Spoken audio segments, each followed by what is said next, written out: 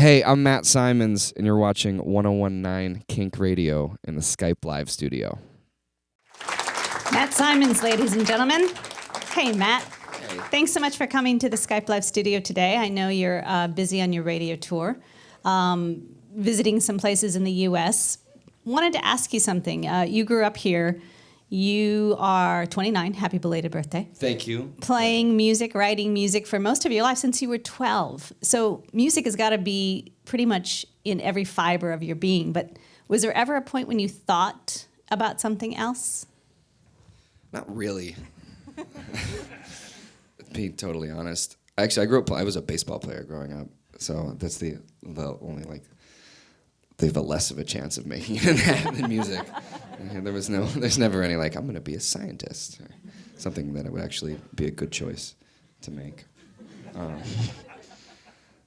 It's always just been a huge part of me, and it's been, I've been writing songs since forever, but also studied jazz, which was, I thought that was going to be maybe a possible career path, just because it's so lucrative as well. You are a singer-songwriter, and you mentioned you studied jazz. I know you did that in college. Mm-hmm. Does that influence what you're doing now, even though they're two separate genres? Do you find your jazz influence coming into the music that you're writing and playing? Yeah, absolutely. It's interesting. I've actually noticed that my writing, I've been trying to make it simpler, as simple as possible. I think when I first started, especially in college, and I was writing pop music and studying jazz, I'd want to really, make the chord progressions as complex as possible and use all the upper extensions that I could. And I've started now, okay, now how do I write a song with 3 chords and 2 chords, and to try to keep it as simple as possible. You've got 2 albums. Your last one was released a couple of years ago, and folks in the United States are just kind of getting to know you with Catch and Release, but you've made a name for yourself in the Netherlands. Some folks found your song online. The song called "With You." Did they find that online? Well, yeah, it's funny. I used to do Facebook advertising back in 2009. Was when I started doing that. I had no idea how to promote this small EP that I had made at school. So I took to the internet and sort of targeted European countries, or any English-speaking countries, really. So it was America, Canada, Australia, and a few European countries that I know speak English really well. And I spent about $1 a day.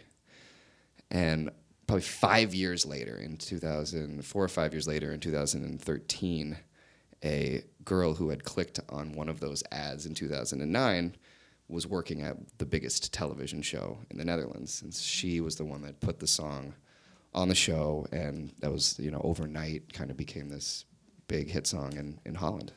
And it's a beautiful song. Thank you. I've listened to it a couple of times, and there's talk about people, because it's so poignant and it's so touching, folks using it at funerals as well. Yeah. But the song really took off in the Netherlands, and you actually lived there for a while, didn't you? You tour a lot there and sold out shows. Yeah, for a good couple of years, it really was the only country that anybody cared about my music. And I'd play sold out shows there and not be able to, even I remember a show that I played in Cologne where there were probably 4 people there, and I had just played to probably 500 or 600 in Amsterdam, and they're only an hour away. It's it's not that far away, but the borders, the language border is a real thing. And luckily, this recently Catch and Release, it has been the #1 song in Germany and France and all these other countries that I now get to go visit in April. Yeah. Well, thank you. You worked with a songwriter on that song, and I was watching an interview that you did, and you talked about the background of that song, the idea behind that song, and I thought it was a really interesting story. Can you share that with everyone? Yeah. That was my first writing trip that I'd ever done. I always wrote my own songs, and I was actually against the idea of co-writing at first because I'm an idiot sometimes and I don't understand how music business works. So I did my first co-writing trip, and I ended up writing 8 songs in 3 weeks, and that's how the album Catch and Release came about.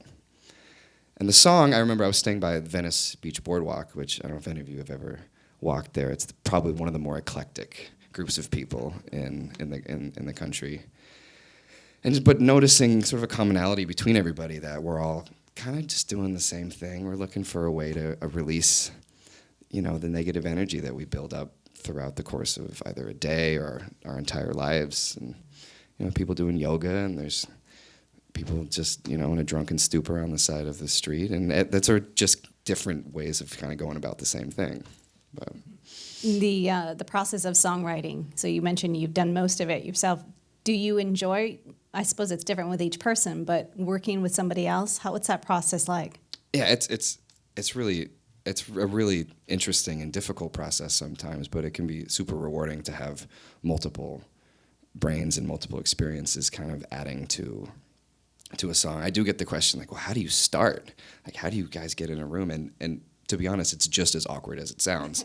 Show up and you talk about, so what's going on with you? What's going on in your life?